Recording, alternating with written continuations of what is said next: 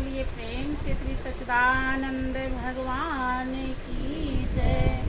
श्री सद्गुरुदेव महाराज की जय। उमापति महादेव की जय। जगत जननी अम्बे मैया की जय। बोलिए प्रेम से सब संतों की जय। प्रिय भाइयों बहनों, जब महाप्रभु की असीम दया दृष्टि होती है, सीमा से पार, अर्थात वो दुनिया से कुछ अलग, अनोखा, दिव्य जब कृपा करता है। महान हस्तियों का अनुभव है कि जिसे वो जन्म जन्मांतर के दुखों से बचाना चाहता है, भाव सागर से पार करना चाहता है, अर्थात उद्धार करना चाहता है, उसको ही ऐसा अवसर प्रदान करता है। इतना जरूर है कि अवसर जितने भी यहाँ भाई बहन आए हुए हैं सभी को मिला हुआ है, लेकिन जिस प्रकार से समुद्र के समान अथाह अमृत का भंडार हो, लेकिन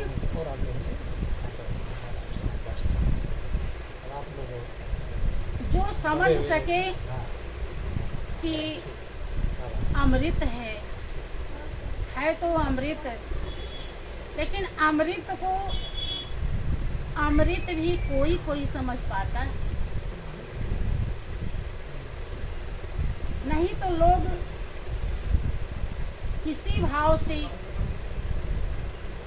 दवा का काम करेगा या पीने के काम आएगा, पता नहीं क्या क्या भाव लेकर चल पड़े। अब उसी में कोई फूटे हुए बर्तन में ले लिया, अमृत रख लिया। अब जब तक घर तक आएगा तो सब टपक जाएगा। किसी के बर्तन में गंदगी भरी है, उसी में डाल लिया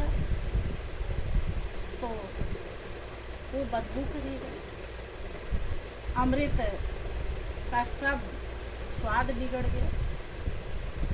किसी के बर्तन में गोबर भरा है, थोड़ा सा भी पानी भी लेना हो तो बर्तन साफ नहीं होता है तो पीने का मन नहीं करता। दूध लगा है, दही लगा है तो उसी की महक आती है। गोबर तो गोबर, अर्थात वो भी बेकार हो जाता है। किसी का बर्तन बहुत छोटा सा है, जरा सा है तो बहुत थोड़ा सा आएगा, 2 बूंद ही आएगा, 2 बूंद ही अमृत उसे मिल पाएगा। लेकिन कोई भाग्यशाली है जिसके हृदय में हर्ष और उल्लास है कि आज हमको अमृत मिलेगा। अमृत के सरोवर में, अमृत के समुद्र में हम जा रहे हैं अमृत लेने, तो वो बड़ा सा बर्तन साफ सुथरा लेकर जाएगा और भर लेगा और भरपूर अमृत का आनंद प्राप्त करेगा। ठीक यही हुबहू उदाहरण यहाँ लागू होता है। बहनों, हमारे कोई बिरले भाई बहन ऐसे होते हैं जो पवित्र संस्कारी होते हैं, जो इस दुनिया को पढ़ना सीख जाते हैं। ये दुनिया क्या है, ये हमारे लिए कितनी हितकर है और कितना धोखा है। जो पढ़ लेता है उसे समझ में आ जाता है कि श्वास के 2 तारों में भी धोखा है। श्वास चल रहा है, आप आबाद हैं, लेकिन कोई गला जब दबा देता है तो नीचे की सांस नीचे रह जाती है और ऊपर की फिर इसमें पिजड़े में नहीं आ पाती। यहाँ भी धोखा हो जाता है। जितने भी रिश्ते नाते हैं दुनिया में सब इस शरीर के। जब ये शरीर एक दिन साथ छोड़ देती है हमारी, तो ये रिश्ते नाते तो साथ छोड़ेंगे। जो इस रहस्य को पढ़ लेता है भाइयों बहनों, वो संत के चरणों में लौ लगाता है। उसकी आत्मा साफ साफ कहने लगती है कि आज हमारे भाग्य उदय हो गए हैं। संत उस सच्चाई को दर्शाने के लिए आए हैं जो कि मेरा है, अपना है, अविनाशी है, हमेशा रहने वाला है, सर्वाधार है, पालनहार है, सब कुछ करता धरता है, जिसमें किसी प्रकार का धोखा नहीं है, जिसमें किसी प्रकार का दोष नहीं है, जो निर्विकार है, निर्लिप्त है, निर्दोष है।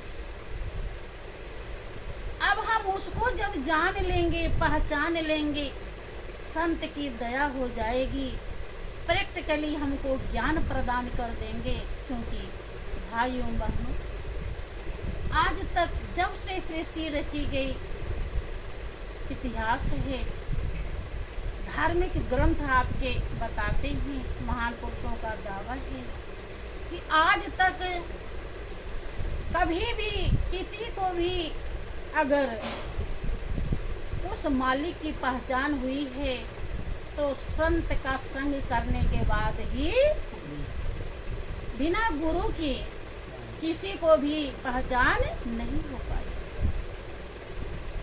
तो वो भाव विभोर होकर के आता है और गुरु चरणों में याचना करता है।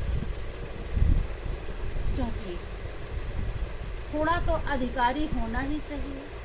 पहले इसी सच्चाई को संत तब दर्शाते थे जब लोग बरसों बरस सेवा करते थे, जब उनका हृदय पूरा निर्मल हो जाता था। राजाओं से भी भिक्षा मंगाई जाती थी, राजा भूल जाते थे कि मैं राजा। तब उनको मालिक का ज्ञान कराया जाता था और ज्ञान होने के बाद वो अपने हृदय में आत्मसात करते थे और अपनी मंजिल को प्राप्त कर लेते। लेकिन आज ऐसा समय नहीं। आज तो प्यासा कुएं के पास कम जाता है, कुआं ही प्यासे के पास आ रहा है। और उसमें भी भाग्यशाली कोई पवित्र आत्मा समझ पाती है कि हमको प्यास लगी, नहीं तो समझ ही नहीं पाते कि हमको पानी चाहिए। कोई दूध से प्यास बुझा रहा है तो कोई जूस से बुझा रहा है तो कोई किसी, लेकिन प्यास तो पानी से ही। कहने का अर्थ ये है कि इस संसार को जब तक हम समझ नहीं पाते हैं तब तक हम उधर नहीं चल पाते जिधर हमारी दिशा है, लक्ष्य है, ध्येय है, उद्देश्य है। हम उधर नहीं जा पाते। इसी झमेले में, झंझट में हम रात दिन लगे रहते हैं। जबकि हर कोई इतना समझता है कि हम अकेले आए हैं और अकेले ही, कोई साथ नहीं आया था और ना साथ जाएगा। लेकिन हमारा हृदय सच्चाई को समझ नहीं पाता। ऐसा मोह का चिपचिपा लेप लग गया है जिसमें हम चिपके रहते। घर से तमाम प्रकार के ऐसे वो भी मिलते हैं, हमारे हृदय में घाव भी बन जाते हैं, लेकिन फिर हम मरहम पट्टी कर लेते हैं। चोट लगती है हमारे जिनको हम अपना कहते हैं वही चोट देते रहते हैं। और चोट किस लिए देते हैं? वो मालिक की तरफ से ही आता है, क्योंकि सबके मन बुद्धि वही बनाने वाला है, वही भाव बनाने वाला है। लेकिन हमारे पास इतनी समझ ही नहीं होती कि हम उस चोट को चोट समझ सकें। हम उसे कि किसी ने कहा कि 100 जूता खाए और तमाशा घुस के देखा। इतना ज़्यादा दिक्कतें सहता है पूरे जीवन भर, लेकिन उस तरफ नहीं जा पाता जहाँ पर आनंद है, शांति है, सुख है, जहाँ अपना है, जो कभी भी साथ छोड़ने वाला नहीं। देखो, बेटा है उसे आप बेटा कहते हो, और उसके अंदर जो बैठा है, जिस दिन वही निकल जाए, कनेक्शन कट जाए, तब वो बेटा नहीं, एक मुर्दा लाश हो जाता है। पति के अंदर है तो वो पति कहलाता है। और इतना नाजुक जिंदगी है कि पति बाहर गया है, कोई ज़रूरी नहीं कि वो वापस आए और फिर बात करे। कभी ऐसा भी हो जाता है कि वापस लौटने की नौबत नहीं आती, ऐसा भी हो जाता है। इतनी नाजुक ज़िंदगी है, लेकिन फिर भी हम नहीं गौर करते कि जो उसके अंदर बैठा है उसे हम जान लें, उसे हम पहचान लें। वही सब कुछ करता धरता है, वही चाहे तो आपको निरोगित बना दे, वही चाहे तो डॉक्टर की दवा लग जाएगी, वही चाहे तो आपको सारे दुनिया प्यार करे, और वही विपरीत हो जाए तो घर के भी खड़ा होने नहीं देते, अच्छे अच्छे दुश्मन बन जाते। लेकिन कभी हमारे हृदय में ये भावना नहीं आती। बच्चा जब पेट में आता है तो वो माँ भी कभी नहीं सोच पाती कि हमारे बच्चे को कितनी तकलीफ हो रही होगी, बल्कि वो खुशी में झूमती है कि अब तो हमारे औलाद होगा और हम कुलवंती कहलाएंगे, हम बाझे नहीं कहे जाएंगे, हमारा कुल खानदान रोशन होगा। कभी उसे ध्यान होता है कि उसका सर नीचे है, पाँव ऊपर है, मलमूत्र सिर के ऊपर से बह रहा है, जठराग्नि में खोल रहा है, अंधेरी कोठरी में बंद है, हवा लगने की जगह नहीं है, खट्टे मीठे हैं, चटपटा हर चीज़ खा रहे हैं, उसको खून का लोथड़ा है, उसे लग रहा है। क्या कभी गौर करती है? क्यों? क्योंकि अज्ञानता है। अगर ज्ञान हो जाए कि मेरे बच्चा जो पेट में आया हुआ है ये कितना कष्ट उठा करके हमारे कुल खानदान को रोशन करने के लिए आया है, तो मैं ऐसा उपाय करूंगी कि इसको इस दुनिया में फंसने नहीं दूँ। अगर थोड़ा भी समझ हो तो माँ ऐसा सोचेगी, लेकिन वो कभी नहीं सोच पाती है, बल्कि और जो मर्जी कहता है वो खाती पीती रहती है। कोई गरम गरम चाय पी लेती है, कोई खूब चटपटा खा लेती है, कोई कुछ कर लेती है। ये सब का बोध नहीं होता। भाइयों बहनों, सच्चाई को दर्शाने के लिए संत आते हैं कि ऐ मनुष्य, आप मनुष्य तभी बनेंगे जब ध्येय और लक्ष्य को समझ जाएंगे। देखें, बचपन से लेकर जवानी बुढ़ापे तक हम यही प्रयास करते हैं कि हमको शांति मिल जाए, हमको सुख मिल जाए, हमको आनंद मिल जाए। इसी के लिए हम रात दिन प्रयासरत रहते हैं, यहाँ तक कि अच्छे बुरे सब प्रकार के कर्म भी करते हैं। लेकिन एक साधारण इंसान को कौन कहे? राजाओं का इतिहास है कि उन्हें रथ लड़ी सिंहासन में 18 रानियों में, सेना फौज में भी शांति सुख आनंद नहीं मिला। तो जब उन्हें नहीं मिल पाया तो है हम तो साधारण इंसान, हम तो राजा भी नहीं, हमको कैसे मिल जाएगा? भाइयों बहनों, वो सुख शांति आनंद हमारे पास है, वो हमारे अंदर ही है कि ना। पूजा करने भी जाते हैं, काशी मथुरा बनारस चले जाते हैं, बहुत दूर चले जाते हैं, तीर्थ भी कराते हैं, रामायण गीता भी पढ़ लेते हैं, लेकिन कि तेरे पूजन को भगवान बना मन मंदिर आलीशान है, जो बहुत सुंदर मन मंदिर है, उस मंदिर में हम पूजा नहीं कर पाते। एक शक्ति है आपके अंदर जिसके कारण आप पावन बने हैं, इतना तो महसूस करते होंगे। भले आप उस शक्ति को देखे नहीं हैं, पहचाने नहीं हैं, दीदार नहीं हुआ, पहचान नहीं हुआ, दर्शन नहीं हुआ, लेकिन इतना तो समझते हैं कि कोई शक्ति तो है जिसके रहने से आप यहाँ बैठे हैं, और उसका कनेक्शन जब कट जाता है तो आप बैठ नहीं सकते। बैठ पाएंगे? आप लंबा पांव पसार देंगे। उसी शक्ति को जानना जरूरी होता है बहन, क्योंकि वो ही पावन है। हमारे शरीर में 10 दरवाजे हैं, 9 दरवाजा खुला है और 9 दरवाजे से गंदगी निकलती है। 10वां दरवाजा बंद है। जब तक सतगुरु नहीं मिलते वो दरवाजा खुलता। आप लोगों ने इतना सुना होगा कि गुरु के बिना दान पुण्य नहीं लगता। सुना है? काहे नहीं लगता? कभी गौर किया?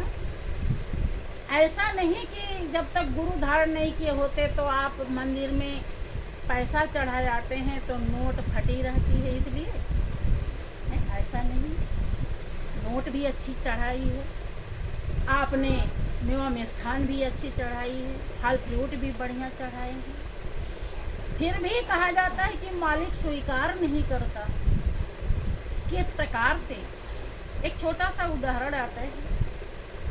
जैसे कोई बहन है, उसने बहुत स्वादिष्ट सुपाच्य भोजन बनाया, लेकिन उसके शरीर में गंदगी लगी हुई, वो दूर से बदबू कर रही है, और किसी को ले जाकर देने लगे खाने के लिए, तो कोई खाना पसंद करेगा? शायद। और स्नान करके बनाए, चाहे नमक रोटी ही क्यों ना हो, तो कोई भी खा।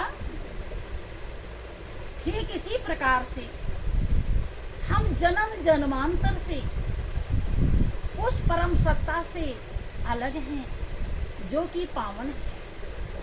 हमारे मानस पटल पर पता नहीं कितने जन्मों के दोष विकार की काई जमी हुई है।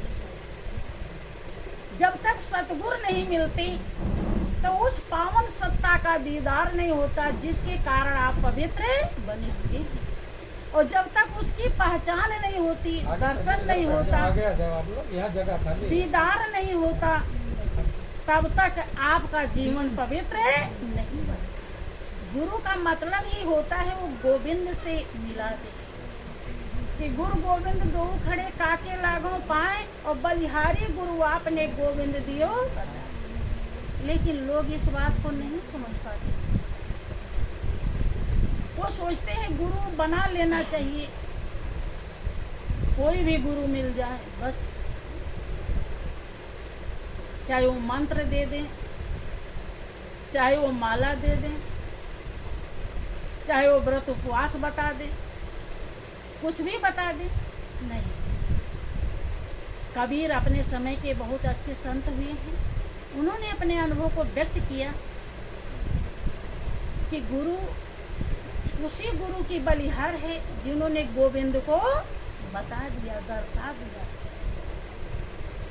उन्होंने नहीं कहा कि बलिहारी गुरु आपने जिन माला दियो बताए, जिन कंठी दियो पहनाए, जिन मंत्र दियो बताए। उन्होंने कहा गोविंद दियो बताए। उस गुरु की बलिहारी और जब तक गोविंद का दीदार नहीं होता, दर्शन नहीं होता, पहचान नहीं होती, बिना परिचय के प्रेम नहीं होता है।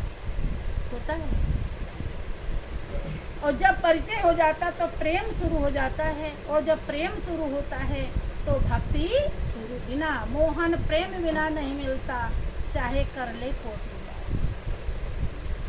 जब तक गुरु ज्ञान नहीं मिलता तब तक भक्ति शुरू नहीं होती। तब तक ले जो कुछ भी हम यत्न करते हैं वो एक क्या कहेंगे, भक्ति की वो तैयारी है, वो भक्ति नहीं। भक्ति तब शुरू होगी जब प्रेम होगा, परिचय होगा। किस प्रकार से भाई एवं बहनों, आप लोगों ने नारद का नाम सुना होगा। नारद ने जिक्र आता है कि कई हजार वर्ष तपस्या किए, क्योंकि वो ये जानते थे कि परमात्मा ही अपना है और दुनिया में कोई भी अपना नहीं। सब पल भर में साथ छोड़ देते हैं, सब केवल सहयोग के लिए हैं।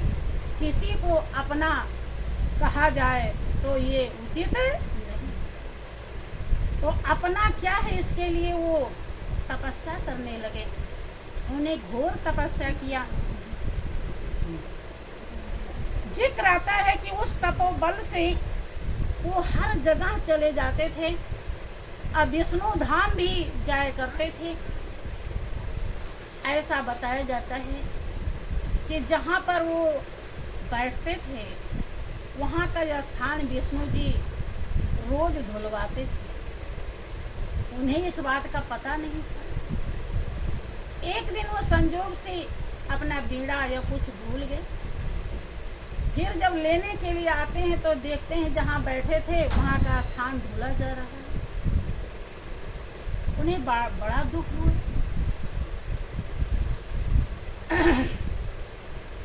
कि नारद निगुरे रहे जब भाई, और तब की कथा कहाँ मैं गाई।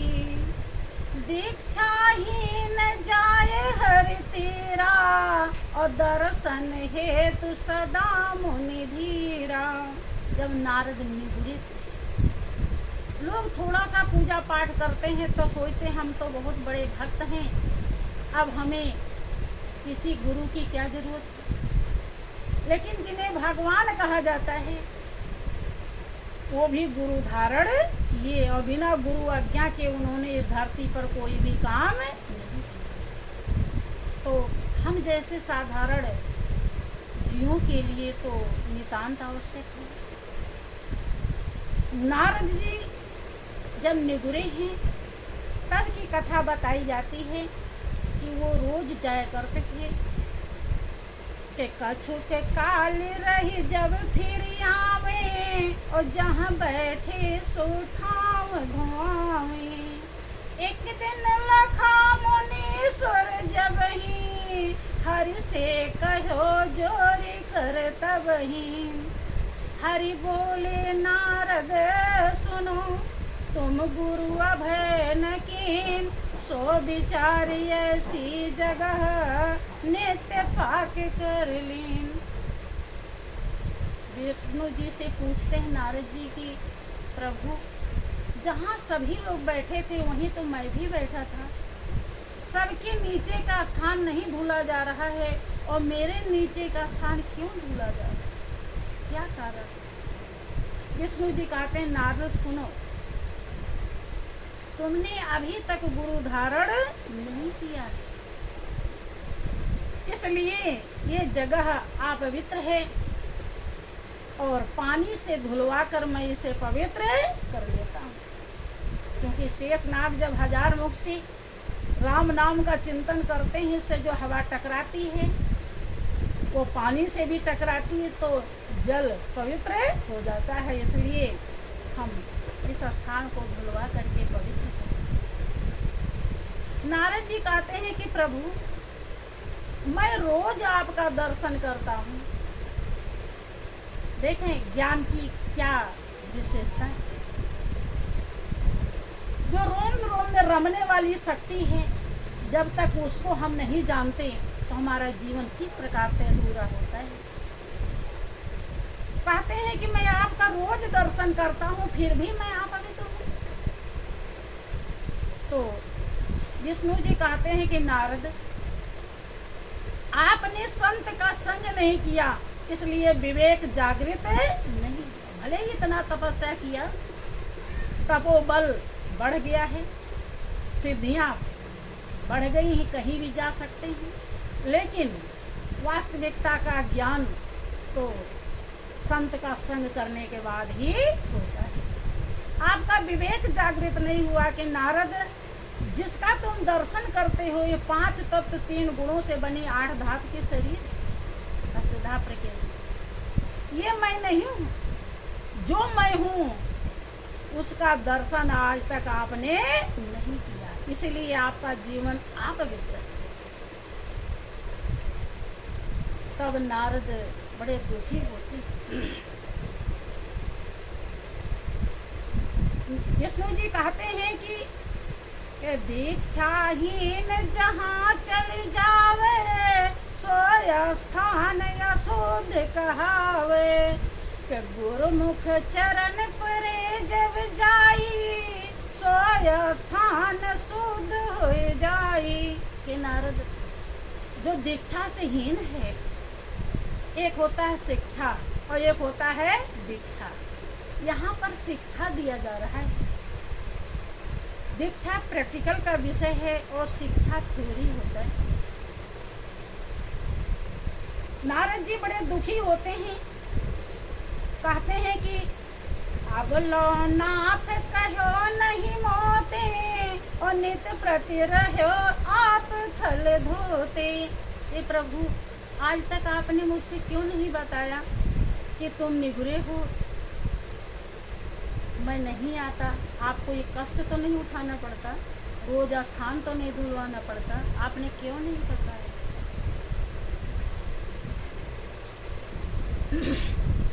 विष्णु जी कहते हैं कि कह हरि सुनो भेद यह भाई और जाते अब लो बात छुपाई। कि ऐ भाई नारद, मैंने आपसे बात क्यों छुपाया, इसका क्या कारण है, क्या भेद है।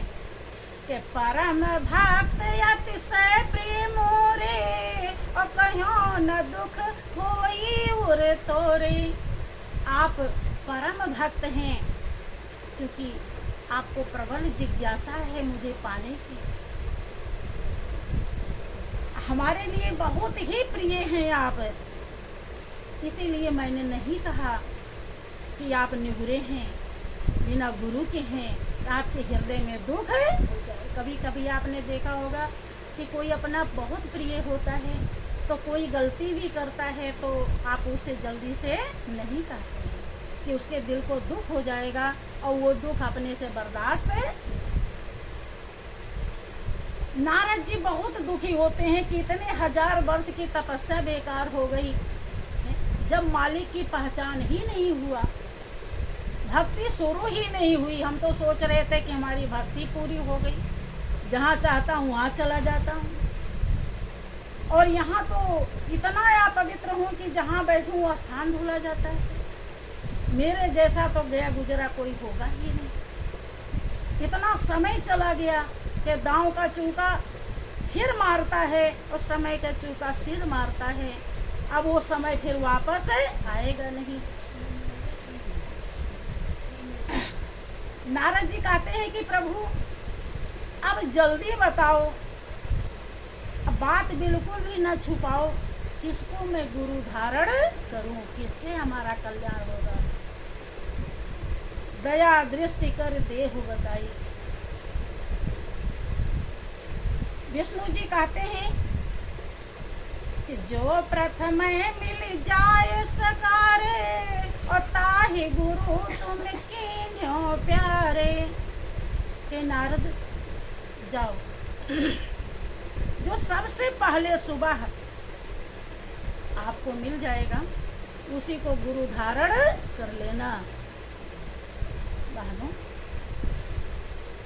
उन्हें पूरी रात नींद नहीं आई क्योंकि एक लोभी को, जिसको धन की ज़रूरत होती है, जब धन की तो सबको ज़रूरत है, कि लोभी को ज़्यादा खास धन बताया जाता है।